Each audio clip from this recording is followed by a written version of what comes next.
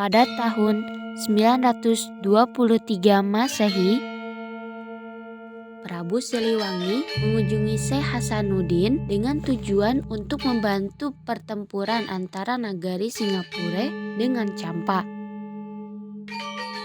Sementara itu, Ki Gedeng Tapa atau ayah dari Nyi Subanglarang merupakan sekutu Prabu Siliwangi.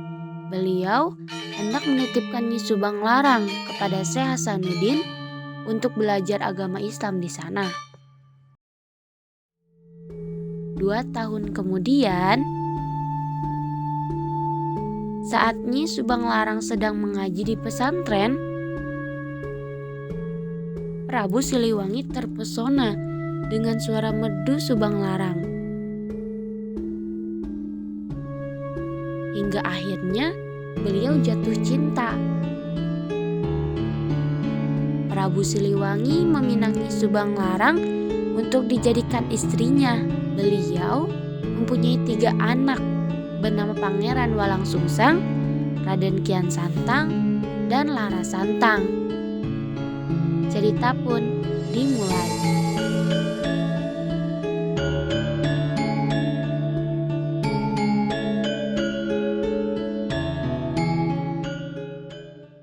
Istriku, usiaku sudah tua.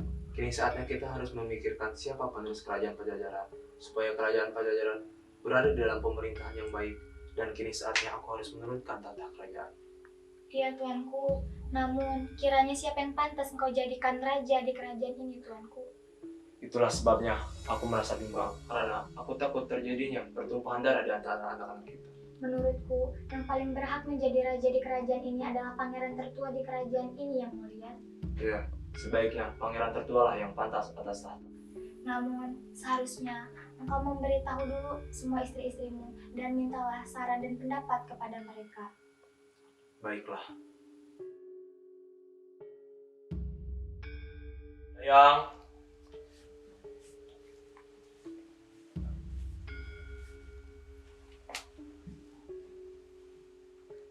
Tolong panggilkan istri-istriku ke sini.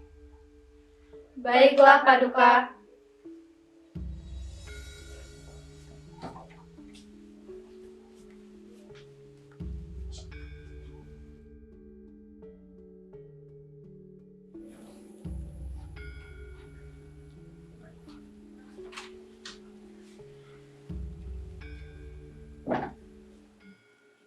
Yang mulia, ada apakah gerangan tuanku memanggil? Ya, yang mulia, katakanlah. Sebenarnya yang terjadi, aku sedang berada di ambang kegelisahan dan aku sudah memutuskan untuk turun tahta kerajaan Pajajaran, dan kerajaan Pajajaran membutuhkan raja penerusnya. Siapakah yang akan tuanku pilih di antara pangeran-pangeran tuanku? Karena aku tidak mempunyai keturunan, aku memutuskan untuk memilih pangeran pertama. Menurutku, mengapa harus pangeran pertama, sedangkan masih banyak pangeran lainnya? Apa yang kau maksud, wahai istriku, Subanglarang? Maksudku, berikanlah kesempatan kepada Kian Santang bahwa dia mampu untuk menjadi seorang raja.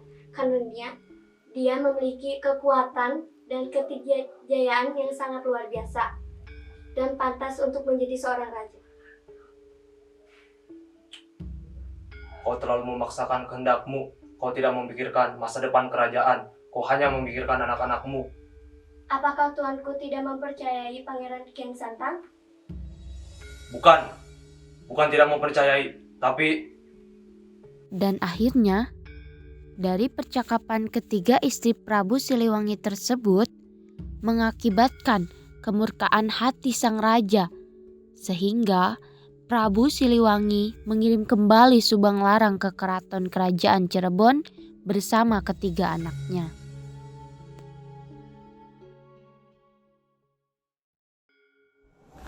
Ayahanda, mengapa kau mengirim kami ke keraton Cirebon?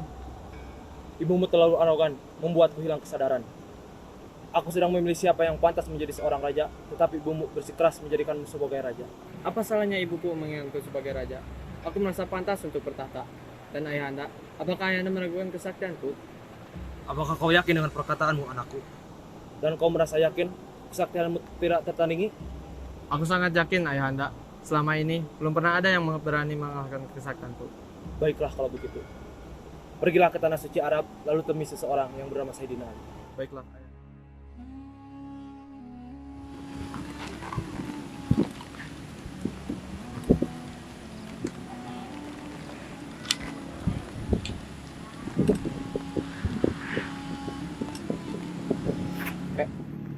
Sekarang aku bertanya padamu. Ada apa anak muda? Siapakah namamu? Namaku Pangeran Kian Santang, putra dari Prabu Siliwangi dari Kerajaan Pajajaran. Apakah aku tahu di mana Sayyidina Ali berada? Yang terkenal gagah, sakti mandraguna. Aku ingin menguji kesaktianku yang selama ini belum pernah terlalui. Baiklah, jika kau ingin bertemu dengan beliau, maka cobalah angkat tongkat ini sebagai petunjuk untuk bertemu dengan dia. Baiklah, aku akan mencabutnya.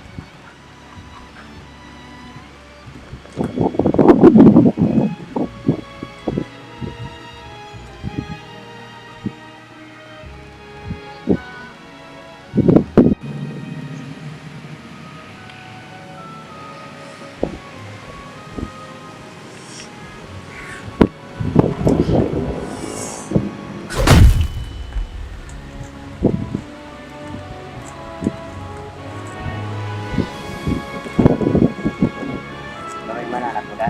Apakah kau masih sanggup untuk mencobanya lagi?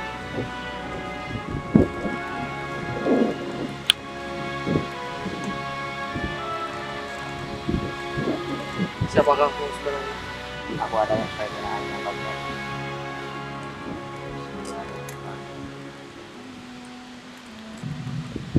Bisakah kau menerima aku sebagai muridmu? Kau harus masuk Islam dan mempelajari agama.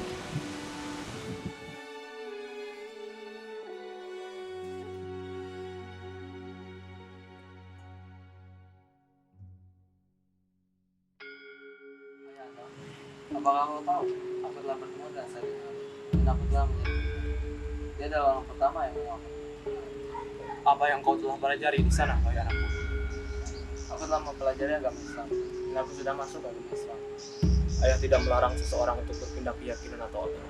Tetapi bagi seorang raja, keyakinan adalah suatu kehormatan yang tidak boleh asal dibulak-balikan seperti mudahnya membalikan telapak tangan. Ayah anda, apakah ayah anda bersedia untuk menganut agama Islam? Ayah anda tidak akan berpindah keyakinan. Mengapa ayah anda tetap bersikukuh untuk tidak mau menganut agama yang dibawa dari Sayyidina Ali? Tidak. Aku akan mempertahankan keyakinanku. Baiklah, ayah anda, tarunglah dengan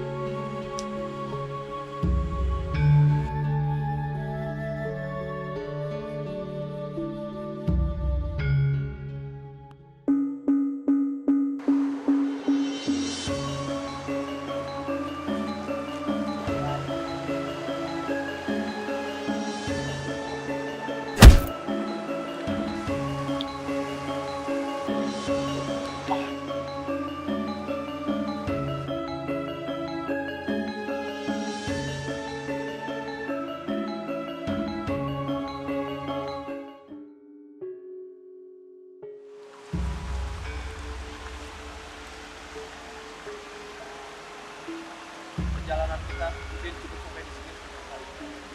Walaupun kalian semua setia padaku, tapi aku tidak bisa membawa kalian ke dalam masalah ini.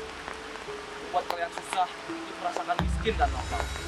Kalian boleh memilih untuk kehidupan selanjutnya agar kalian hidup senang, kaya, dan bisa mendirikan pajajaran lagi. Bukan pajajaran yang sekarang, tetapi pajajaran yang dibangun oleh perjalanan waktu. Pilih, aku tidak akan melarang sebab untukku tidak pantas jadi raja yang anaknya lapar dan miskin. Dengarkan, yang ingin tetap ikut denganku cepat memisahkan diri ke selatan. Yang ingin kembali ke kota yang ditinggalkan cepat memisahkan diri ke utara. Ingin berbakti kepada raja yang sedang berkuasa cepat memisahkan diri ke timur. Dan yang tidak ingin ikut siapa-siapa cepat memisahkan diri ke barat.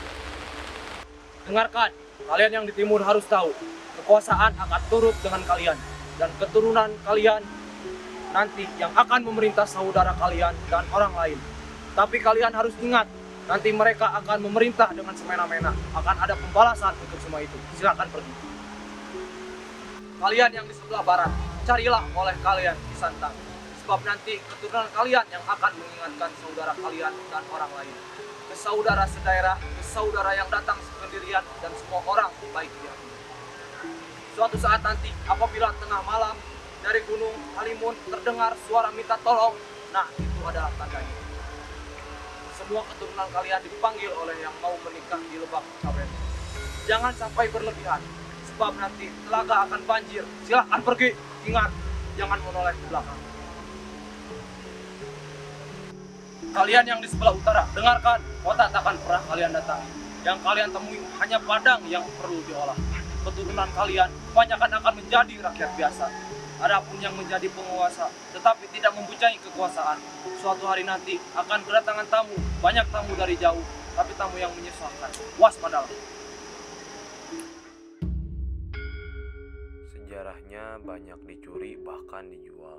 Keturunan kita banyak yang tidak tahu bahwa zaman sudah berganti. Pada saat itu geger di seluruh negara. Pintu dihancurkan oleh mereka para pemimpin, tapi pemimpin